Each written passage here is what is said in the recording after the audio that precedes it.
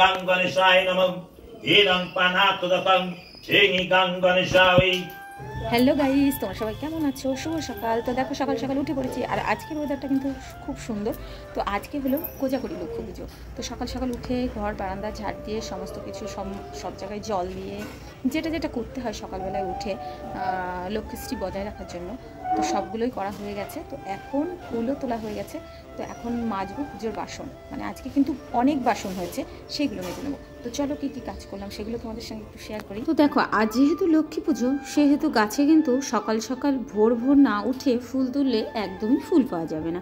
তো আমি কিন্তু বাড়িতে যে ফুলগুলো ফুটেছিল সেগুলো কিন্তু তুলে নিয়েছি। আর তোমাদের দাদাভাই কালকে কিন্তু ফুল নিয়ে এসেছিল, মানে লক্ষ্মী পুজোর জন্য। তো দেখো ফুলগুলো কিন্তু আমি নিয়রে দিয়ে রেখেছিলাম, কারণ না হলে শুকিয়ে যাবে।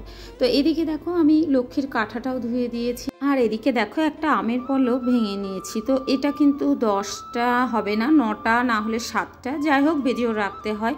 তো দেখো ধুয়ে পরিষ্কার করে সমস্ত কিছু কিন্তু ঝটপট করে গুছিয়ে নেব। আর এই লক্ষ্মী পুজোটা করতে কিন্তু ভীষণ ভালো লাগে, জানো তো, মানে মনের আনন্দে গোছ গাছ যাকে বলে। আর আমাদের বাঙালিদের সমস্ত ঘরে ঘরে কিন্তু এই কোজাগরী লক্ষ্মী পুজোটা করা হয়। তো লক্ষ্মী পুজো কিন্তু অনেক দিন করে হয়, জানো তো, সপ্তমী অষ্টমী নবমীতেও অনেক বাড়িতে কিন্তু দেখবে তোমার লক্ষ্মী পুজো হয় আমাদের এখানে। আর ভাদ্র মাসে একটা লক্ষ্মী পুজো হয়। তো যাই হোক, তোমাদের কি বলবো, আমি কিন্তু এই লক্ষ্মী পুজোটাই করি, কোজাগরী লক্ষ্মী পুজো। তো দেখো সকালবেলায় সমস্ত কাজকর্ম গুছিয়ে আমি কিন্তু স্নানও করে নিয়েছি, কারণ এখন কিন্তু আমার লক্ষ্মী পুজোর সমস্ত কিছু গুছিয়ে নিতে হবে। কারণ এক হাতে গোছাবো, তো না হলে দেরি হয়ে যাবে, ঠাকুরমশাই চলে আসলে বসতে চাইবে না। কারণ আজকে তো বললাম ঘরে ঘরে লক্ষ্মী পুজো, সেহেতু কি বলো তো, ঠাকুরমশাই এসে কিন্তু একটুও বসতে চাইবে না, মানে পুরোপুরি কমপ্লিট করে গুছিয়ে রাখতে হবে। তো দেখো আমি এদিকে ছোলা মটরগুলো ভিজিয়ে দিলাম, এগুলো রাত্রে ভেজালেও হয়। তো রাত্রেবেলায় যেহেতু খাওয়া দাওয়া করেছিলাম, কাপড়টা ছাড়া ছিল না, ওই জন্য কিন্তু আমি ভিজাইনি। তো সকালে স্নান করার পরেই কিন্তু আমি সমস্ত ঠাকুরের কাজগুলো হাত দিয়েছি। তো যাই হোক, দেখো এদিকে যে আসন করব, মানে লক্ষ্মীর আসন করব, আমাদের না লক্ষ্মী ঠাকুর কেনার নিয়ম নেই, মানে লক্ষ্মী ঠাকুরের পুজো হয় না, এটাকেই লক্ষ্মী ঠাকুর আমরা বানিয়ে নিই। মানে কাঠা বসানো হয়, এতে ধান দিয়ে তারপরে এটাকে সুন্দর করে সাজিয়ে নিয়ে তারপরে এতে পুজো করা হয়, মানে এটাকেই লক্ষ্মী ধরা হয়। তো যাই হোক দেখো এখন কিন্তু আমি সুন্দর করে গুছিয়ে নিচ্ছি, আর তোমাদের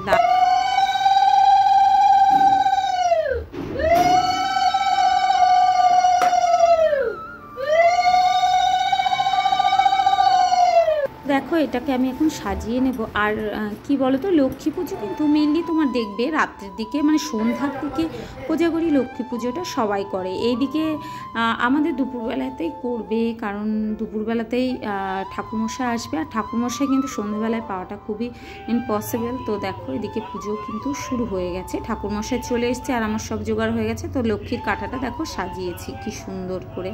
তো এইভাবেই কিন্তু আমাদের সাজিয়ে নেয়।